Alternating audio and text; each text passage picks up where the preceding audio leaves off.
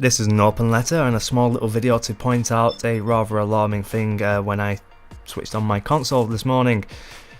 I had a few hours spare, so I thought since the release of Baron's Drift School, I haven't really had a chance to play much Assetto Corsa on the PlayStation 4, mainly because I'm still waiting for those things I pointed out in the first Thoughts video, which is the custom servers and a bit more content and more flexibility in the game, because that's the main thing hampering my enjoyment of the game. I can't really do exactly what I want with it, so it's been kind of sat there waiting for some changes.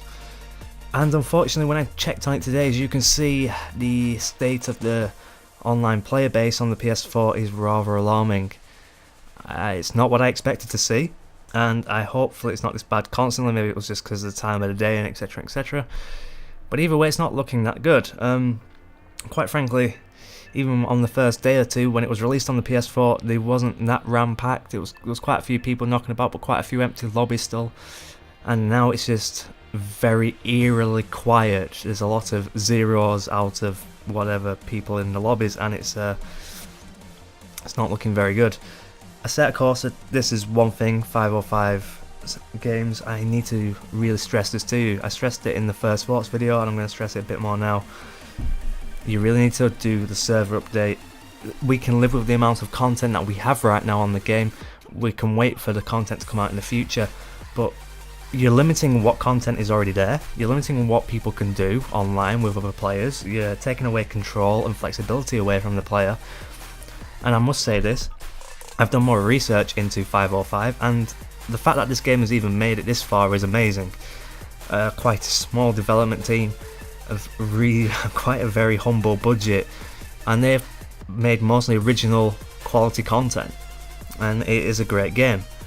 But the PS4 version is so lacking right now. I kind of undersold it. It's only coming back to play it again now that I see it again. Just how restricting it is, especially with the limit of the cars that you can pick online sessions, the fixed servers and lobbies. I know you're in a tough place, 505, but this is a thing that's going to pretty much tip on the balance of whether you have a player base in the future on PS4.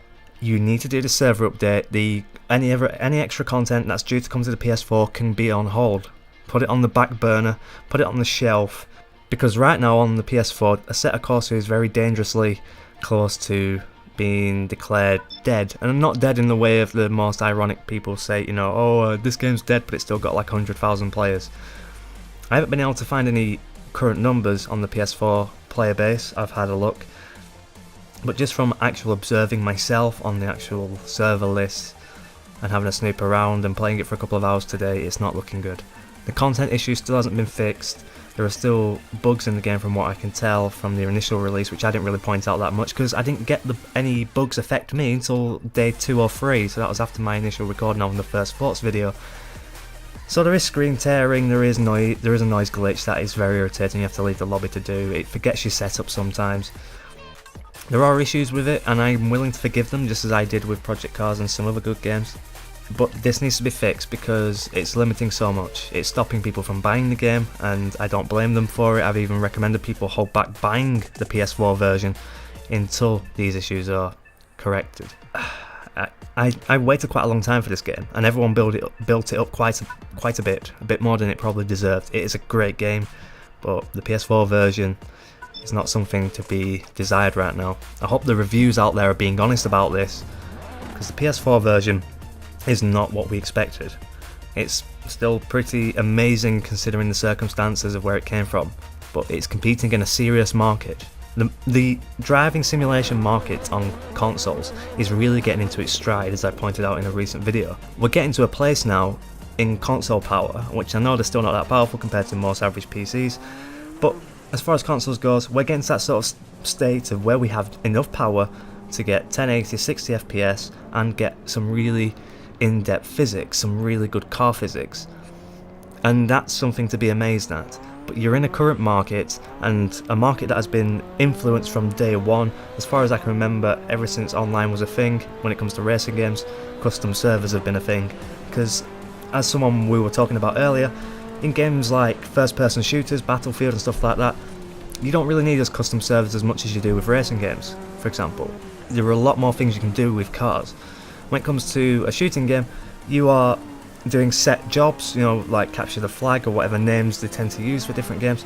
But, you know, they all have the same sort of game modes. But when it comes to driving, there's so many different things you can do, and just being able to be in control of the lobby is a major thing.